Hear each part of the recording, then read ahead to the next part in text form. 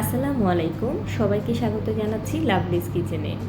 আজকে আপনাদের তৈরি করে দেখাবো বিয়েবাড়ির স্বাদে খুবই মজাদার বোরহানি। আসুন দেখে নিই খুব সহজে এটি আমরা বাসায় কিভাবে তৈরি করে নিতে পারি। এখানে ভাজা জিরা গুঁড়া নিয়েছি 1 চা চামচ পরিমাণ, হাফ চা চামচ পরিমাণ ভাজা ধনিয়া গুঁড়া নিয়েছি, হাফ চা চামচ পরিমাণ ধনিয়া পাতা বাটা নিয়েছি, 1 চা চামচ পরিমাণ পুদিনা পাতা বাটা নিয়েছি, কাঁচামরিচ বাটা নিয়েছি হাফ চা চামচ পরিমাণ, সরিষা পেস্ট নিয়েছি হাফ চা চামচ পরিমাণ। এখানে আমি হলুদ সরিষা ব্যবহার করেছি। একটি বাটিতে প্রথমে আমি টক দই নিয়ে নিচ্ছি। এখানে আমি আধা কেজি পরিমাণ টক দই নিয়েছি, তবে আপনারা চাইলে পরিমাণটি বাড়িয়ে বা কমিয়ে নিতে পারেন আপনাদের প্রয়োজন অনুযায়ী। আমি হাফ কেজি অনুযায়ী কি পরিমাণ মশলা লাগছে সেটি আমি দেখিয়ে দিচ্ছি। এখানে টক দইতে কোনো পানি নেই। একটি হ্যান্ড উইক্স দিয়ে খুব ভালোভাবে আমি এটি মিশিয়ে নিচ্ছি। আপনারা চাইলে এটি ব্লেন্ডারও করতে পারেন, তবে হাতে করলে বেশি ভালো হবে। হ্যান্ড উইক্স দিয়ে খুব ভালোভাবে মেশানো হয়ে গেলে আমি একে একে সবগুলো মশলা দিয়ে দিব।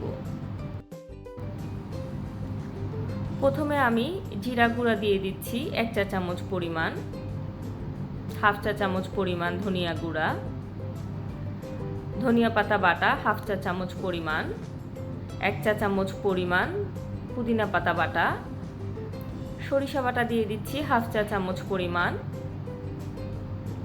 কাঁচামরিচ বাটা দিয়ে দিচ্ছি হাফ চা চামচ পরিমাণ। সবগুলো মশলা দেওয়ার পরে আমি খুব ভালোভাবে এটি মিশিয়ে নিচ্ছি, তবে আমি টেস্ট করার পর প্রয়োজন হলে আবার একটু দিয়ে দিব। এটি সম্পূর্ণ ডিপেন্ড করছে অ্যাকচুয়ালি টক দইয়ের উপরে, টক দইটি কেমন তার উপরে ডিপেন্ড করছে মশলার পরিমাণটি। এখন আমি স্বাদমতো লবণ দিয়ে দিচ্ছি, হাফ চা চামচ পরিমাণ কালো গোলমরিচের গুঁড়ো, হাফ চা চামচ পরিমাণ বিট লবণ দিয়ে দিচ্ছি। সব কিছু আবার খুব ভালোভাবে হ্যান্ড উইক্স দিয়ে মিশিয়ে নিচ্ছি। খুব ভালো করে মেশাতে হবে। এই পর্যায়ে দইটি খুব ঘন অবস্থায় আছে। এখন আমি এর মধ্যে পরিমাণ মতো পানি মেশাবো, তবে অল্প অল্প করে আমি এর মধ্যে পানি দিব এবং মেশাতে থাকবো। আরও একটু পানি দিয়ে দিচ্ছি।